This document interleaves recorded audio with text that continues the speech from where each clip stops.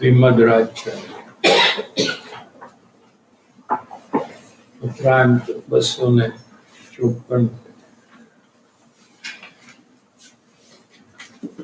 मुमुक्षु आरोहण क्रम में से पेज नंबर 102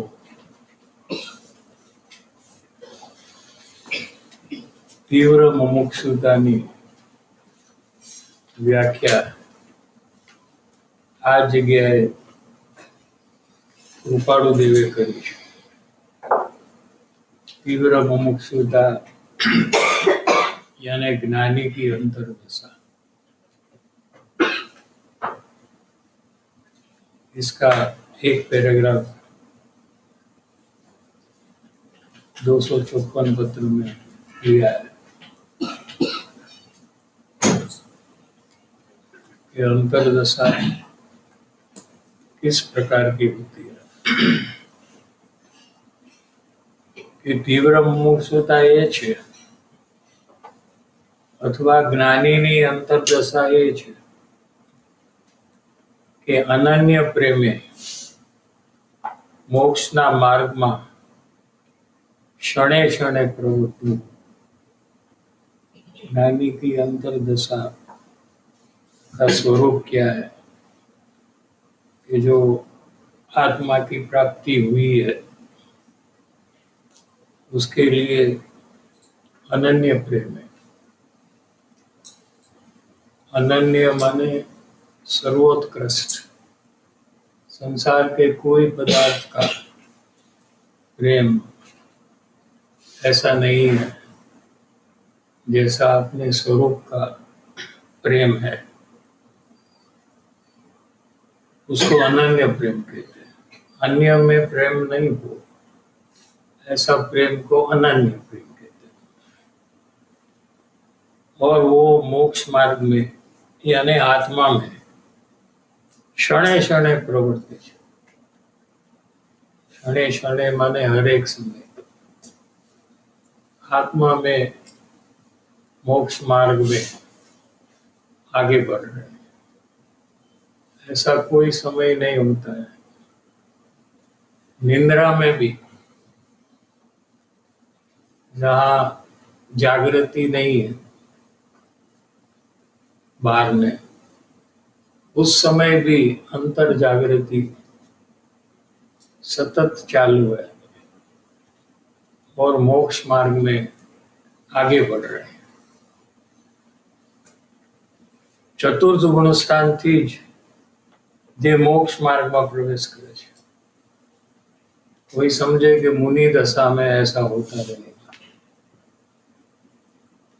यहाँ कहते हैं कि चतुर्थ गुणस्थान माने अविरत सम्यक दृष्टि, वो गुणस्थान का नाम है जिनको एक भी व्रत नहीं है।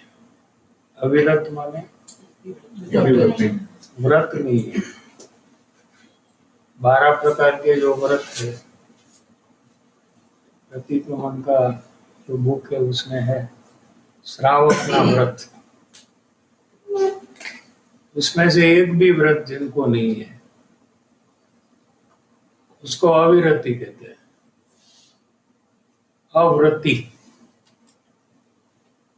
नास्ति का कथन लिया, नेगेटिव टेंस से बताया कि जिनको व्रत नहीं है लेकिन सम्यक दर्शन है। अविरति सम्यक दर्शन। सम्यक दर्शन माने आत्मा का श्रद्धान जिनको है लेकिन एक भी व्रत नहीं है। समझ में आ रहा है कि नहीं? ये अनादि अनंत ये नाम है, किसी ने बनाया नहीं है। चतुर्थ गुणस्थान का नाम अवृत्ति सम्यक दृष्टि है।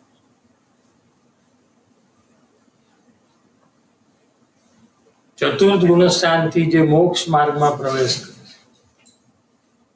आत्मज्ञान हुआ तो मोक्ष मार्ग चालू हो गया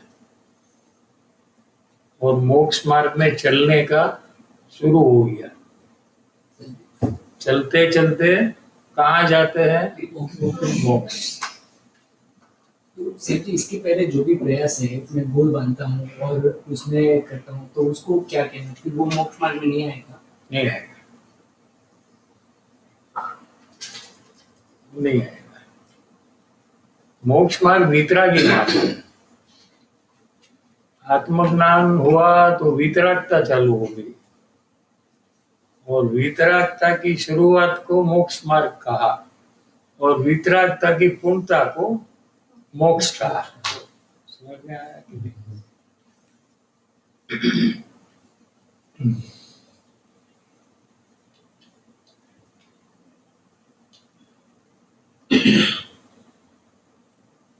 ચતુર્થ ગુણસ્થાનથી જ મોક્ષ માર્ગમાં પ્રવેશ કરે છે. એવા મોક્ષ માર્ગી ધર્માત્માઓ प्रति समय, सेकंड से भी छोटा कोई टाइम है, वो समय है. प्रति समय, प्रति क्षण मोक्ष प्रत्ये गमन करते हैं. मार्गनी अंदर गमन करनारा, चलनारा, गमन माने चलनारा, प्रतिक्षण एमनी गति चालू है.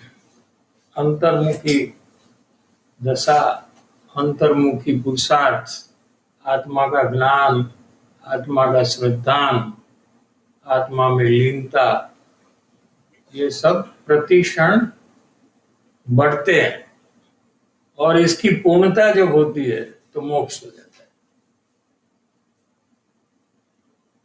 ऐसा न्याय से समझ में आ सकता है कि शुरुआत में आंशिक परिणमन शुद्धता का चालू हुआ. कैसे चालू हुआ कि आत्मा का अनुभव किया, आत्मा का आश्रय किया, तो ये शुद्धता शुरू हो गई, और ये शुद्धता आत्मा का आश्रय करते करते बढ़ने लगी, और जब पूर्ण आश्रय हो गया तो पूर्ण शुद्धता, वितरागता, केवल ज्ञान, इसकी प्राप्ति होगी. एक को मोक्ष मार्ग कहने में आता है. परिणति चालू है. परिणति का विषय आज लेना है, थोड़ा सूक्ष्म विषय है. शास्त्र अभ्यासी लोगों को भी इसका कोई पता नहीं होता है, ऐसा सूक्ष्म विषय है. लेकिन हमको यहाँ आया है तो हम लोग समझ सकते हैं, समझ लेंगे. थोड़ा फोकस करेंगे ज्यादा तो समझ में आ जाएगा. और बहुत मार्मिक विषय है, रहस्यभूत विषय है, कि शास्त्र अभ्यासी लोगों को भी ये पता नहीं है. ऐसा विषय आपको शास्त्र अभ्यास करे बिना पता लग जाएगा कि ज्ञानी को परिणति चालू है. परिणति का क्या स्वरूप है कि आत्मा में जो अनंत गुण है, कितने गुण है? अनंत. अनंत माने करोड़, 100 करोड़, 1000 करोड़, लाख करोड़. अभी उसके बाद क्या बोलूं मैं? उसके बाद संख्यात, उसके बाद असंख्यात, उसके बाद अनंत. जैन दर्शन का मैथमेटिक्स बहुत ऊंडाण से है. क्या? जिसकी गिनती करते करते अंत ना आए उसको अनंत कहते हैं. शब्द का अर्थ ही समझ में आ सकता है. अनंत, अ माने नहीं, क्या नहीं? अंत नहीं. गिनती करो तो अंत नहीं, उसको क्या कहेंगे? अनंत. में आ रहा है कि नहीं? इतने गुण आत्मा में है। किसके आत्मा की बात चल रही है? हाँ, सिद्ध भगवान की आत्मा की बात चल रही है ऐसा नहीं समझिए। निगोद के जीव को आत्मा में इतना गुण है।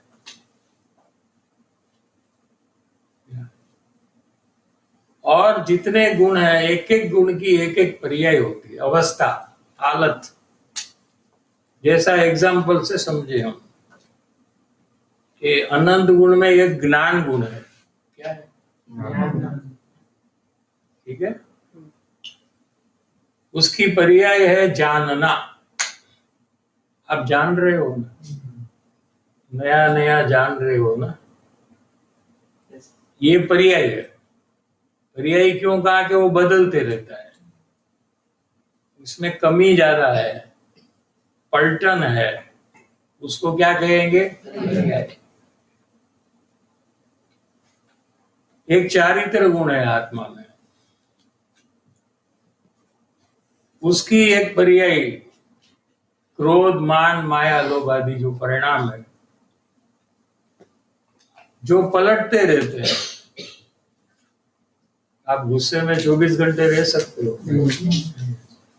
कोशिश करे तो। हाँ? कोई पसंद ना हो उसको सामने रखो, हाँ? और उसके ऊपर एकदम गुस्सा करो, कितना टाइम कर सकते हो?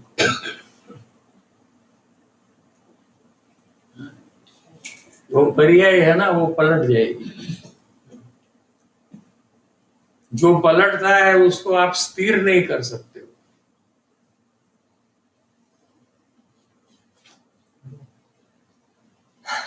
उसकी पर्याय है शुभ और अशुभ चारित्र गुण की। तो आप चाहो कि शुभ भाव तो मैं रखूंगा पूरा 24 घंटे, हाँ? तो पलट जाएगा, क्योंकि वो पर्याय है। पर्याय का स्वरूप ही पलटना है। जो पलटे उसको ही तो पर्याय कहते हैं। क्या अभी भी आप समझो कि 1 घंटे का सत्संग में आप नक्की कर कर बैठो कि यहाँ जो चल रहा है वही विषय हम बराबर सुनेंगे, और कोई बात का हम विचार करने वाले नहीं।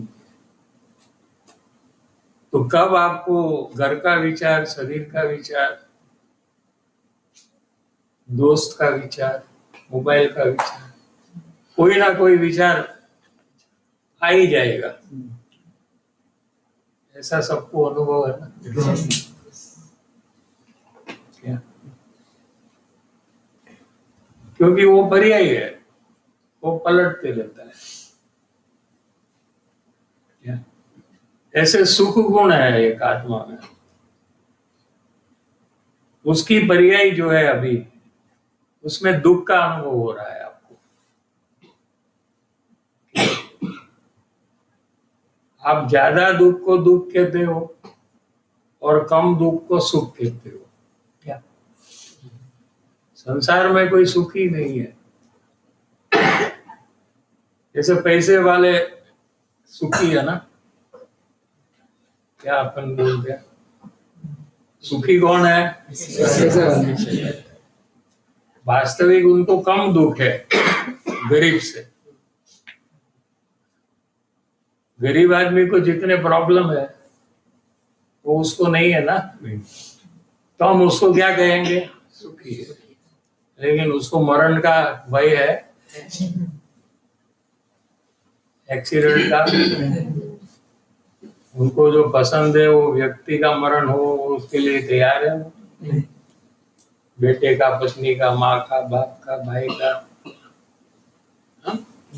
पैसा वाला, पैसा होते तो डर है। उसके पास हॉस्पिटल अपनी हो तो उसको रोग का भय नहीं रहेगा। नहीं आएगा ना, सब डॉक्टर तो अवेलेबल है। रोज हॉस्पिटल में ग्राउंड मार ले, चेक करा ले कि देखो आज का क्या है, देख लो, तो उसको कोई रोग नहीं आएगा ना। वो सब भय है ना, तो कहाँ से सुखी हुए? भय में सुख लगता है क्या किसी को? भय के काल में आप दुखी होते या सुखी होते? भय के काल में पैसा गिनने लग जाए, बंडल कितने हैं, 50-50 हजार की तप्पी कितनी है, आपको जब डर लगता हो तो गिनती करो, आप कितनी है बात, तो भय चला जाएगा, नहीं दुख चला जाएगा कि नहीं जाएगा? नहीं जाएगा। पक्का?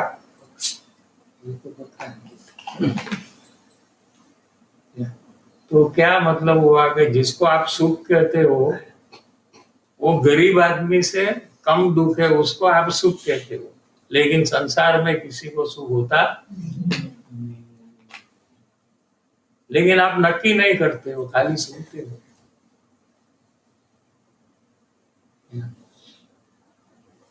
सब ज्ञाता दृष्टा बन जाते ना, आपको जो बोलना है बोलो, हम क्या, हम तो जान रहे हैं, हम तो हाँ भी नहीं कहते, ना भी नहीं कहते। यहाँ सत्संग में तो ज्ञाता दृष्टा बन जाएंगे, और संसार की बात करो, मुझे बोलने दो, नहीं नहीं ऐसा नहीं है। हाँ?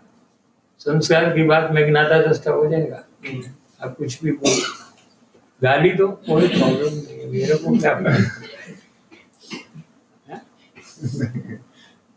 गाली दो, क्या है, ठीक है, मैं तो जानने वाला हूँ। और यहाँ ज्ञाता दृष्टा, अपने को कोई फर्क नहीं पड़ता, आपको जो बोलना है बोलो, हमको क्या फर्क पड़ता है। टाइम का ख्याल रखना, बंद करने का टाइम जो है उसमें लेट नहीं करना, बाकी सब अलाउड। क्या विषय चल रहा है कि अनंत गुण है, उसमें तो 2-4 गुण आपको कहे, थोड़ा ख्याल में आए, पर्याय क्या है, क्या ऐसे अनेक गुण, अस्तित्व, वस्तुत्व, प्रमेयत्व, अगुरु, लघुत्व, अनंत गुण है आत्मा में, क्या? और एक एक गुण की एक एक पर्याय है, तो टोटल पर्याय कितनी हुई? अनंत। क्या अनंत गुण और अनंत पर्याय जो है ना, वही आत्मा है, वही मैं हूं। समझ में आया? हाँ। तो जब आत्मा का अनुभव होता है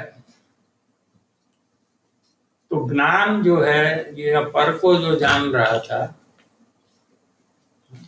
वो वहां से ज्ञान उठकर आत्मा में चला जाता है और आत्मा का अनुभव करता है। उसको स्वानुभव कहने में आता है। समझ में आया? स्वानुभव किसको कहते हैं? ठीक है, ज्ञान जो अभी बाहर में है, बाहर में जानने का जो कार्य अभी चल रहा है आपका, वहां से ज्ञान को उठा ले और अपने आत्मा में सन्मुख कर कर आत्मा में लीन जब होता है तो स्वानुभव हो जाता है। ठीक है, समझ में आया? तो जब एक ज्ञान अंदर जाता है तो उसके पीछे सब गुण की पर्याय अंदर चली जाती है। जब ज्ञान बाहर रहता है तो सब गुण की पर्याय बाहर रहती है। ज्ञान राजा है, वो जहां जाता है सब पर्याय उसके पीछे चले जाती है। समझे कि नहीं? अभी आपका ज्ञान बाहर है तो आपका श्रद्धा, चारित्र, सुख आदि सब पर्याय बाहर में रहती है। ठीक है, आत्मज्ञान के काल में जब ज्ञान अंतर्मुख होता है, प्रयास क्या होता है? खाली ज्ञान को ही अंदर ले जाने का होता है, बाकी सब अपने आप आ जाते हैं। जैसे आप टॉप आदमी को जानते, आप नरेंद्र मोदी को जानते, तो पूरा बीजेपी के जितने लोग हैं वो तो नरेंद्र मोदी कहेंगे वही करने वाले हैं ना। उन्होंने हाँ कह दिया तो सब हाँ कहेंगे। उन्होंने ना कहा तो सब ना करेंगे।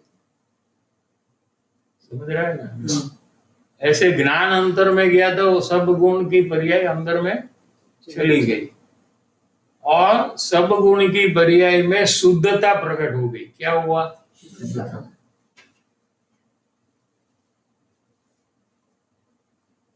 स्वानुभव के काल में प्रथम सर्व पर्याय में शुद्धता का अंश चालू हो गया, उसका नाम सम्यक दर्शन है। लो,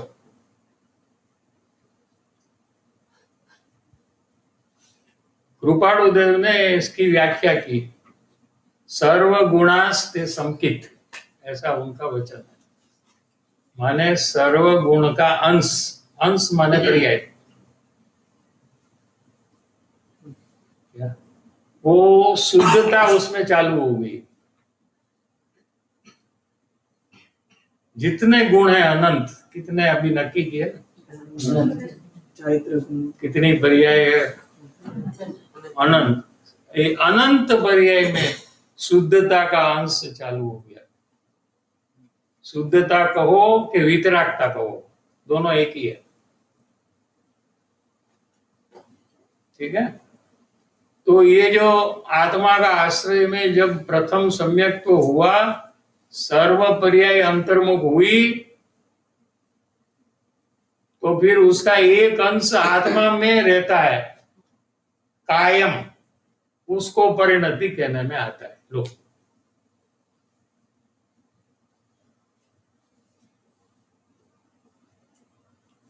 एक अंश अंदर में रहता है और उपयोग बाहर में आता है। और पर को जानने का कार्य जब हो रहा है ज्ञानी को, ठीक है, तो जो ज्ञान में पर को जानने का हो रहा है वो उसका बहिरंश है। क्या है उसका? बहिरंग। और जो ज्ञान का अंश आत्मा में है उसको अंतरंग कहते हैं। थोड़ा कठिन है ना? आप पूछ सकते हैं, कोई यहाँ जल्दबाजी थोड़ी है, हमको पूरा करने का तो नहीं है। ये अंश का क्या? अंश को पर्याय कहते हैं। ये अंश जो बाहर में गया वो भी पर्याय है, वो भी अंश है।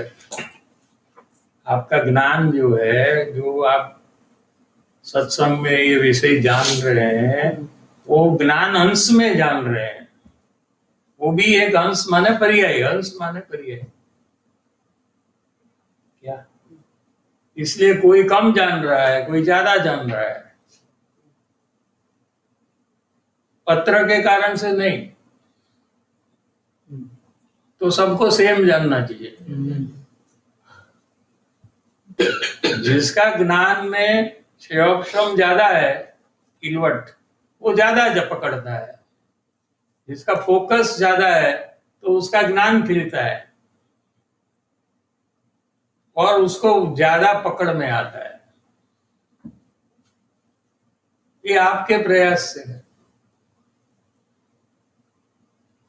कोई कर्म के कारण से नहीं है।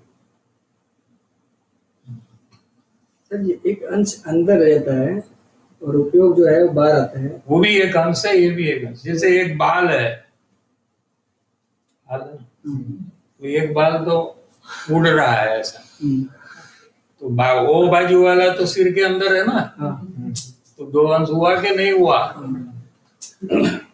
ये बाल उड़ रहा है, वो बहिर अंश है। और जो स्थिर है सिर के अंदर में है कि नहीं? ऐसा कर कर देख लो बाजू वाले का।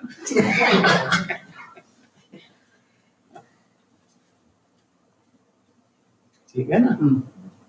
समझ में आ रहा है कि नहीं? तो वो पूरा का पूरा बाल चला जाएगा तो बाल ही चला जाएगा। फिर आप उसको अपना बाल नहीं कह सकते हो। कह सकते हो? इसे आपका ज्ञान पूरा का पूरा बाहर चला जाएगा तो आपका आत्मा से भिन्न हो जाएगा। तो एक अंश आत्मा में है और एक अंश बाहर है, ऐसा ज्ञानी का परिणमन है, अज्ञानी का नहीं है। अज्ञानी को पूरे का पूरा बाहर है, केवड़ी भगवान को पूरा का पूरा अंदर है और बीच वाले को अंदर और बाहर दोनों है। तो ये ज्ञान गुण का परिणमन ऐसा है, इस प्रकार का है। सब गुण का ज्ञान का तो उदाहरण दिया हम्म। क्योंकि इजीली आपको समझ में आ सकता है। मतलब एक्चुअल स्वरूप ये है, अज्ञान दशा में मेरा पूरा बाहर में है। आपका सब गुण का परिणमन बाहर ही रहेगा। आप पर को जान रहे, पन को मान रहे हो, पर में लीन हो रहे हो, सुख दुख का अनुभव पर से कर रहे हो, सब पर से आपका कनेक्शन है पूरा का पूरा। आत्मा को भूल जाते हो, एक सेकंड भी आपको आत्मा याद नहीं रहता।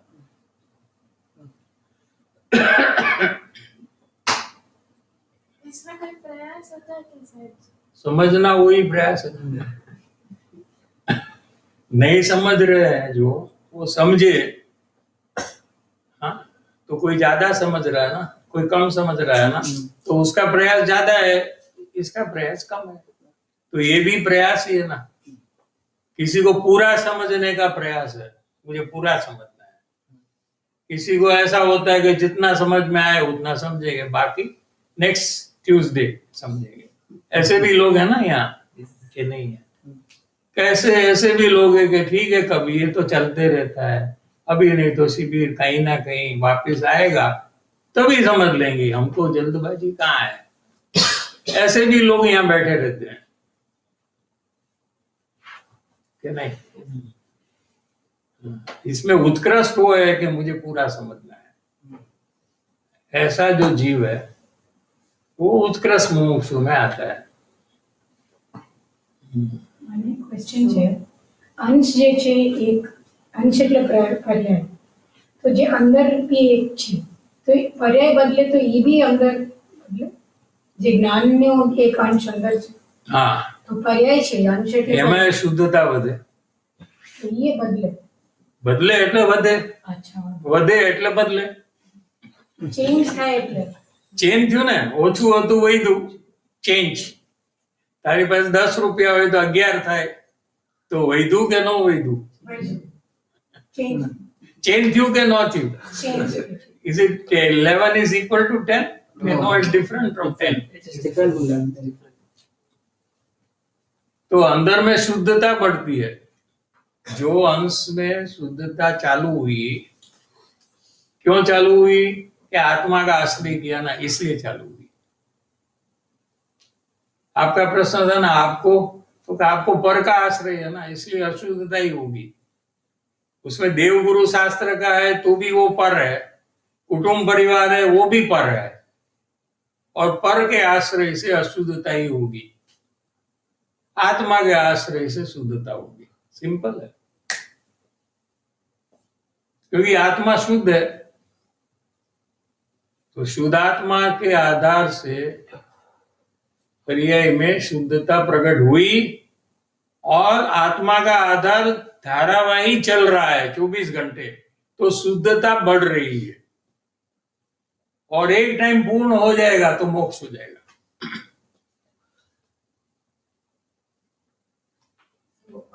નાનીને સુખનું ગુણ છે અંદરમાં, સુખનું ગુણ, સુખ હા। તો એમને અંતરંગમાં સુખ છે અને બાહ્યરંગમાં ઈ ટાઈમમાં દુઃખ બી છે, તો બે સાથે છે। અને ઈ ટાઈમમાં જ્યારે પરિસ્થિતિ બહારની સારી ના હોય, બહારની પરિસ્થિતિ, અને અજ્ઞાની just taking two situations, જે સેમ સિચ્યુએશન જ્ઞાનીને હોય ને અજ્ઞાનીને હોય Externally. externally, તો એમાં તો અજ્ઞાની હું આવીને I get fully involved in it, અને whereas જ્ઞાનીને ઈ ટાઈમમાં બાહ્યરંગમાં જે છે એટલું દુઃખ છે અને હા। અંતરંગમાં જે છે એટલું સુખ Correct. છે। Correct. અને આમાં જે વધે અંદર તમે કીધું કે વધે છે, તો ઈ કેવી રીતે થાય છે જ્યારે situation external situation is not right? ये तो आत्माना आधारे होते छे ना। एक्सटर्नली प्रॉब्लमेटिक सिचुएशन जेने આપણે કહીએ છીએ એ આપણી ઇમેજિનેશન છે।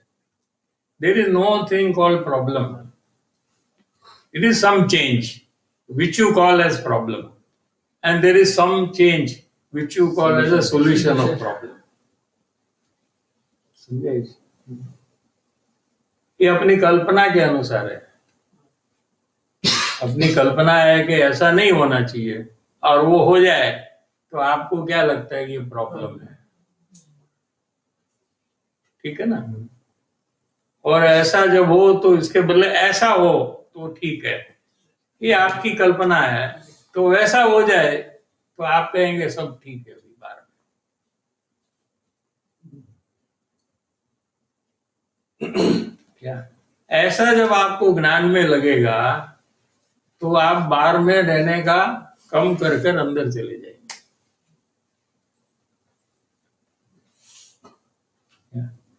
एक तो एक मेंटल प्रोजेक्शन है, इसको आप अनुकूल मानते, एक को प्रतिकूल मानते। ऐसा कुछ अनुकूल प्रतिकूल है ही नहीं, सब ज्ञान में ज्ञेय है, जानने लायक है। आत्मा जानने वाला है और जो सिचुएशन है वो ज्ञेय है, बस जानने योग्य है। वो जानने योग्य सिचुएशन में ये ठीक है ये ठीक नहीं है ऐसा भेद छोड़ दे तो अंतर्मुक्ता होगी। वही अंतर्मुक्ता का कारण है। लो, जब तक आप ये ठीक है तो आप उसको रखने का बढ़ाने का प्रयास करेंगे और अंतर में नहीं जाएंगे। और जब आप समझेंगे कि ये ठीक नहीं है तो उसको ठीक करने के प्रयास में आप बाहर में रहेंगे, अंतर नहीं जाएंगे। लो, शुरू कहां से हुआ? आपने माना कि ये ठीक नहीं है, वहां से सब प्रॉब्लम चालू हो गया। तो ठीक करने का प्रयास आपका चालू हो गया। तो बाहर में ठीक करने का प्रयास करेंगे तो अंतर में जाने का वही टाइम में प्रयास कहां से होगा? होगा? नहीं होगा। करेक्ट अटकने का प्लेस, हाँ, करेक्ट अटकने का प्लेस क्या है वो? वही, हाँ, वही अटकने का है। वो जैसा है वैसा आप स्वीकार लो तो कोई प्रॉब्लम नहीं है। वैसे भी अगर आप नहीं स्वीकारेंगे तो भी वैसा ही रहेगा वो।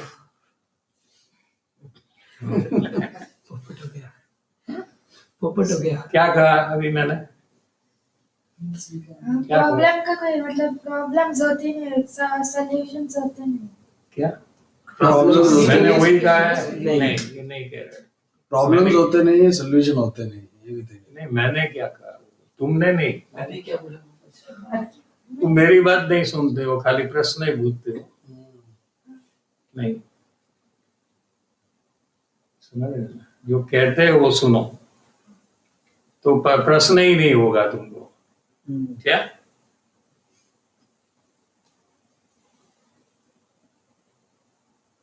कोई प्रॉब्लम है, आप उसको प्रॉब्लम मानेंगे। आपकी कल्पना है, आपने मान लिया कि ये प्रॉब्लम है, तो आप क्या करेंगे? इसको ठीक करने का प्रयास करेंगे।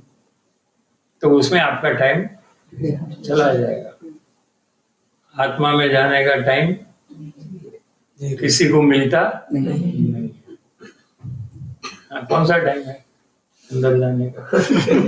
8 to 9 क्या है? 10 to 11 क्या है टाइम? कौन टाइम? Nobody has time. ठीक है ना?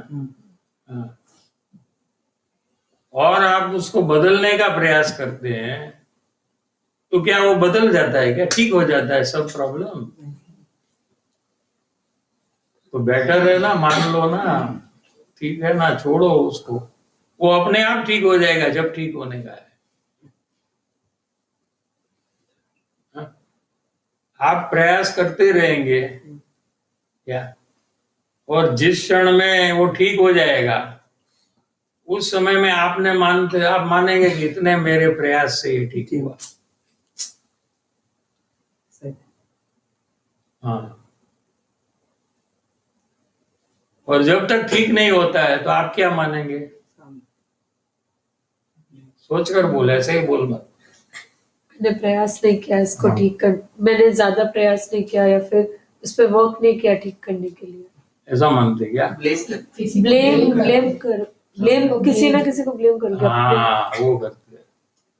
अपनी गलती थोड़ी देखेंगे कि मैं प्रयास कम किया। ऐसे कोई देखता नहीं, अपनी गलती कोई नहीं देखता, दूसरे की ही गलती देखता है।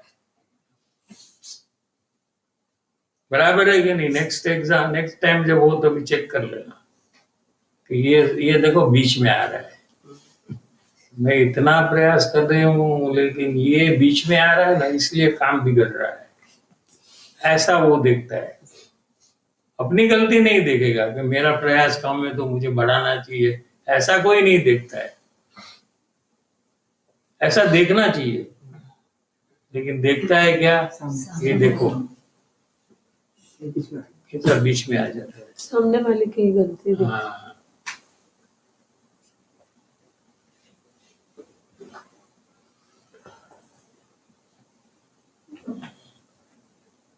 तो इस पे करना है, जैसे सामने वाला को ब्लेम कर रहा हूँ और एक में मैं कर रहा हूँ, गलती मैं ले रहा हूँ। नहीं, मैं कर रहा हूँ और कार्य हो जाए तो कोई सामने वाले को कोई मार्क नहीं देना, पूरा का पूरा 100% मेरे से हुआ। फिर कोई बीच में आया नहीं आया वो कुछ सोचता ही नहीं, वो वही टाइम में वो 2-4 बीच में भी आया रहेगा, लेकिन वो सब किसी का नहीं। अरे वो क्या कर लेगा, 4 आदमी क्या 8 आदमी आओ मैं तो कर लूंगा, ऐसे बोलता है वो। हाँ, ऐसा बोलेगा। कोई बोलेगा ये 4 बीच में, अरे वो क्या 40 आने दो, उसको मालूम नहीं है मेरा कैपेसिटी क्या है। You don't know. You don't know at all. और जब फेल हुआ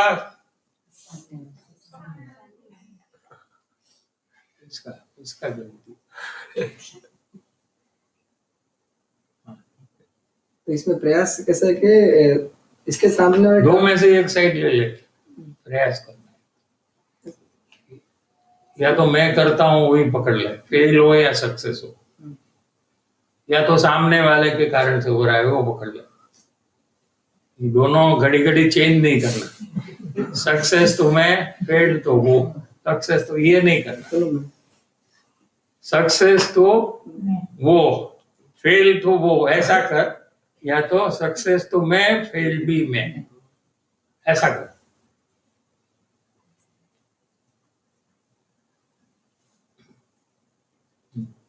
समझ गया ना? करना कुछ नहीं, खाली समझना।